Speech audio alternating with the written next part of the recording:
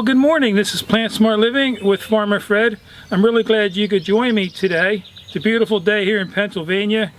You know, springtime is just flying by, and before we know it, we're going to be in the summer. But anyhow, here in Pennsylvania, our frost date is behind us now. It's warming up, which means it's time to plant your tomatoes and peppers and and melons. And so today I'm excited to share with you the great big boy tomato experiment. And so I'm really glad you could join me today.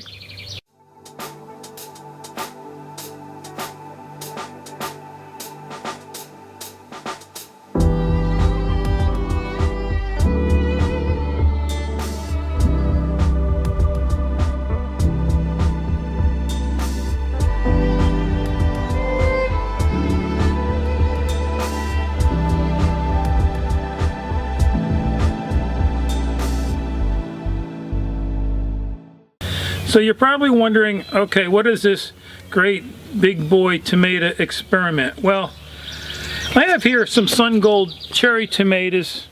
That's a label from some tomatoes that I used last year. I'm also going to be planting them in the garden this year. In fact, I just did some a little while ago.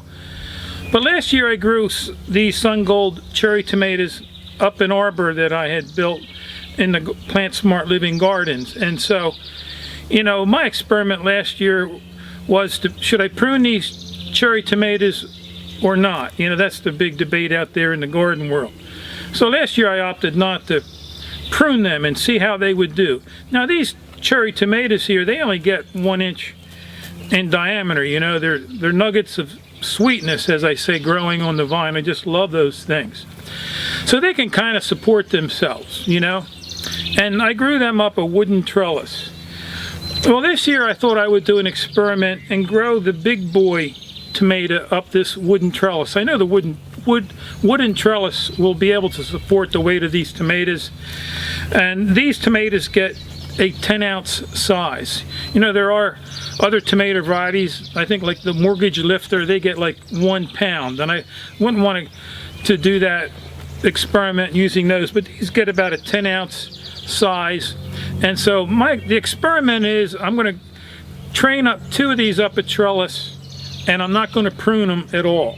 And so I'm really curious how they'll do, if they'll be able to support their own weight hanging there on the trellis, and just to see how much fruit they'll produce and the size of the fruit, being I'm not going to be pruning them. And so follow me along here, and I'm going to show you where I'm going to be planting these 2 big boy tomato plants.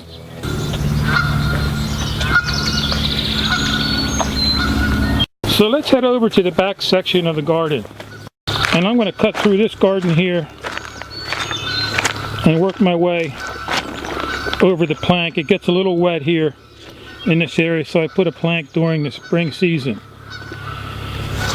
But anyhow, it's over here beneath this arbor here that I'm going to be planting these 2 big boy tomato plants. So before we start planting these tomato plants, let's just read some of the information they provide on these labels here. It says this tomato matures in 78 days and fruit size is 10 ounces. And then on the back here it says vigorous, indeterminate plant with heavy foliage yields fruit until frost. Now that word indeterminate seems like a confusing word. There's also determinate, Indeterminate means it's going to continue to grow right up to the frost, and so determinate is the bush variety.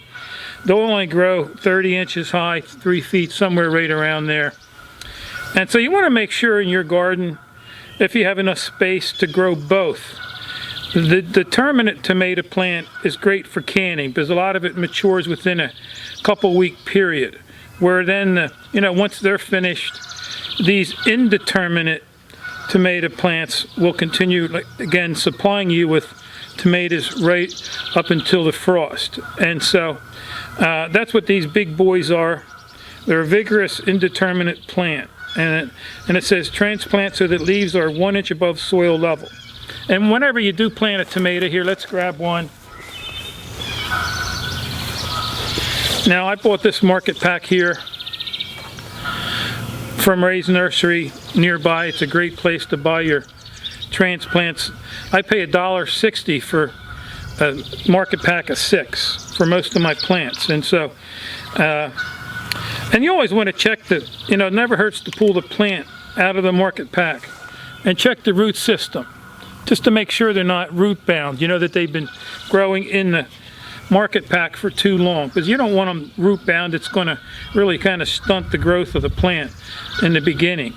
And so this trellis behind me is where I grew my Sun Gold cherry tomatoes last year, and it's a nice heavy duty wooden structure to grow these big boy plants up. Again, the fruit is 10 ounces, but you do want a nice heavy supportive trellis for this experiment.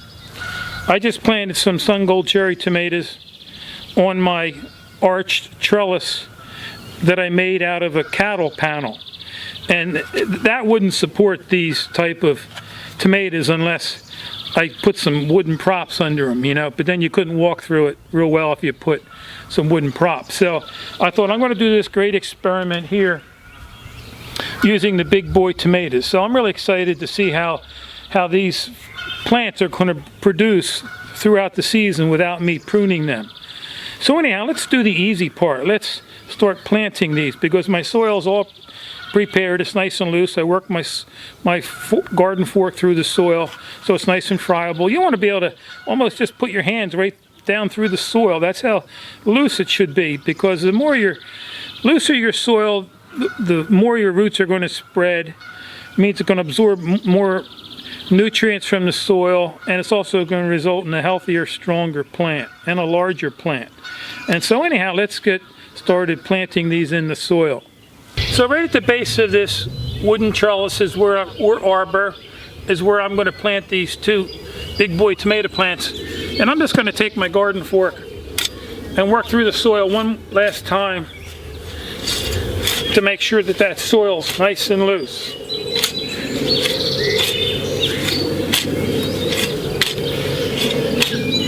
And this is again where I grew my Sun Gold cherry tomato up last year. And so now that soil's nice and loose, I'm just going to take one of these tomato plants out of the pack. And tomato plants, or tomatoes, you want to make sure they get 6 to 8 hours of sun, and more sun the better. And tomatoes you can also grow deeper in the soil, up to like your first leaf or your branch. And so, because the stem is also the root, so it's always recommended to plant these deeper. And so I'm just going to take my hand here, dig a nice hole. Certainly you could use a little hand trowel, and then just space these. And then as they grow and start to branch out, because I'm not going to prune the suckers, I'm going to have to be tying these to the trellis as they work their way up the trellis. But I'm really interested to see how much more fruit they're going to bear and the size of the fruit. And so now that they're planted a little bit deeper, you want to make sure that you water them in well.